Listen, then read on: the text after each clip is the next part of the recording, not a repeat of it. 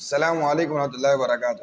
یوں تو آپ لوگ یہ بات اچھے طریقے سے جانتے ہیں کہ بریلوی حجاج اس طریقے سے دعویٰ دیتے ہیں، ان کا دعویٰ کیسا ہوتا ہے، دلیل کچھ ہوتی ہے، دعویٰ کچھ ہوتا ہے، کہیں کی بات کہیں پھر کرتے ہیں لا کر کے۔ اب آپ مفتی سلمان اظہری کو دیکھیں، یہ بریلوی مکتب فکر کے بہت زیادہ مشہور عالم دین ہیں، پورے ہندوستان، پاکستان، ایشیا کی تمام ممالک میں ان کا چرچا ہے، لیکن آپ بھی ان کے دلیل کو دیکھ کر کے سر پکڑ لیں گے۔ اور کتنا بہترین جواب حضرت مولانا الیاس گمہ صاحب دامت برکاتہم عالیہ نے دیا ہے کہ شاید پوری بریلوی ذریت کے پاس اس کا کوئی جواب نہیں ہے۔ یقیناً الیاس گمہ صاحب کی بات بہت صحیح ہے۔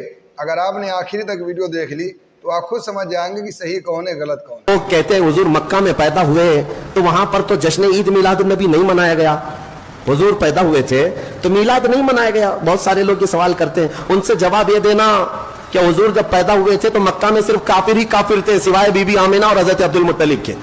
کون تھا وہاں پر؟ تو کافروں سے پوچھو گے میلاد نہیں منائے تھے، اگر تم بھی انہی کی کیٹیگری کے ہو تو مت مناؤ، کیا فرق پڑتا ہے؟ ہاں لیکن حضور جس دن مدینے میں انٹر ہوئے تھے، جس دن مدینے میں داخل ہوئے تھے، ارے چھوٹے بچے سے لے کے بوڑھے تک ہر کوئی مدینے کی گلیوں میں آ کر دف بجا بجا کر خوشیاں منا رہے تھے، ہم پر مولا کا 14ویں کا چاند طلوع ہو چکا ہے۔ طلع البدر علینا من ثنیات الوداع۔ الحمدللہ اسی بات پر فیصلہ ہو جائے گا کہ اگر حضور کے آنے پر تم مکہ کے کافروں کی اقتدا کرتے ہو تو تمہیں مبارک، الحمدللہ ہم مدینے کی ان بچیوں کہنے لگے کہ ربیع الاول میں خوش ہونا سرکار کی آمد پہ، یہ تو مدینے کا طریقہ ہے۔ جب رسول اکرم صلی اللہ علیہ وسلم مکہ مکرمہ سے مدینہ آئے تھے تو مدینے والوں نے خوشی میں اشعار پڑھے تھے اور مدینے کی بچیوں نے پڑھے تھے، طلع البدر علینا من ثنیات الوداع وجب الشکر علینا ما دعا للہ داعی ایھا المبعوث فینا جئت بالامر المطاع۔ تو دیکھیں حضور کے آنے پر خوش ہوئے تھے۔ میں نے کہا یہ بڑے تھے یا بچیاں تھیں؟ کہا جی بچیاں۔ تو میں نے کہا تم بڑوں والی خوشی مناؤ نا، بچوں والی کیوں مناتے ہو؟ یہ آپ کی دلیل مان بھی لی جائے تو پھر بچوں والی خوشی ہوئی نا، بچے خوش ہو رہے ہیں۔ میں نے کہا ہم تو خوش ہوتے ہیں لیکن آپ کی دلیل ٹھیک نہیں ہے۔ مجھے کہتا جی کیوں؟ میں نے کہا مدینے کی بچیوں نے جو اشعار پڑھے تھے یہ رسول اللہ صلی اللہ علیہ وسلم کے پیدا ہونے پر پڑھے تھے یا مکہ سے مدینہ آنے پر پڑھے تھے؟ کہا جی مکہ سے مدینہ آنے پر۔ میں نے کہا آپ جو سرگودہ خوشی منائیں گے حضور کے مکہ میں پیدا ہونے پر یا مکہ سے سرگودے آنے پر؟ کہا جی مکہ سے پیدا ہونے پر۔ تو میں نے کہا آپ کی دلیل کیسے بنی؟ دلیل تو تب بنتی کہ آپ کہتے ہیں کہ جب حضور مکہ سے مدینہ آئے تھے تو مدینہ والوں نے شعر پڑھے تھے، اب حضور مدینہ سے سرگودہ آئے تو ہم شعر پڑھتے ہیں، تو کیا آپ کے پاس آتے ہیں؟ کہتے نہیں۔ تو میں نے کہا پھر آپ اس کو دلیل میں پیش کیسے کرتے ہیں؟ چلو میں نے کہا اگر آپ اس دلیل کو مان بھی لیا جائے تو پھر میں آپ سے پوچھتا ہوں جب رسول اللہ صلی اللہ علیہ وسلم مکہ مکرمہ سے مدینہ منورہ جس دن آئے اس دن انہوں نے اشعار پڑھے، اس کے بعد حضور مکہ چلے گئے تھے یا مدینہ رہے تھے؟ کہا جی رہے تھے مدینہ۔ میں نے کہا کتنے سال؟ کہا 10 سال۔ میں نے کہا 10 سال آپ رہے تو کیا ہر سال جب حضور اور پھر مدینہ منورہ رسول اللہ صلی اللہ علیہ وسلم تشریف لائے، اللہ کے نبی کی آمد پر جو ان بچیوں نے اشعار پڑھے تھے اس پہ غور کریں انہوں نے کیا فرمایا تھا؟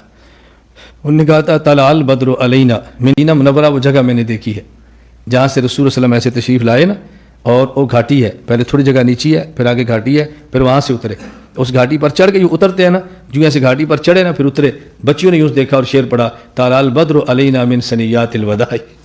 وہ دیکھنے والا منظر ہے، لیکن یہ تب ہے جب کوئی بتانے والا بھی ہو نا۔ یہ جگہ بچیوں نے اشعار پڑھے طلع البدر علینا من ثنیات الوداع وجب الشکر علینا ما دعا للہ داعی۔ آخری شعر دیکھیں، ایھا المبعوث فینا جئت بالامر المطاع، ایھا المبعوث فینا جئت بالامر المطاع۔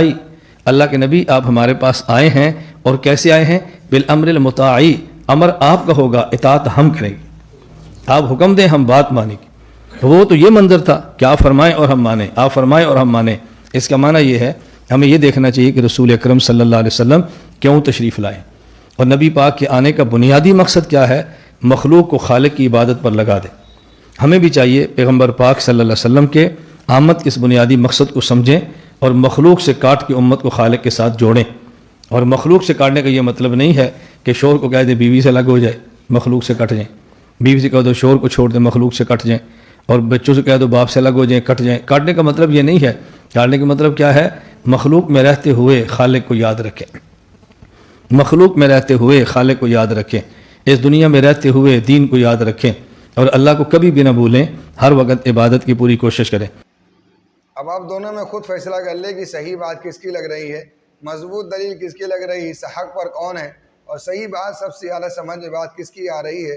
زاہد مولانا الیاس گمن صاحب کی بات سب سے زیادہ سمجھ میں آ رہی ہے، اور یہ بات یقیناً صحیح ہے کہ یہ بالکل ایک دم قرآن اور حدیث کے مطابق حضرت مولانا الیاس گمن صاحب کی بات ہے، اور مفتی سلمان اظہری نے یہاں بھی ڈنڈی ماری ہے اور ڈنڈی مار کر کے نکل گئے۔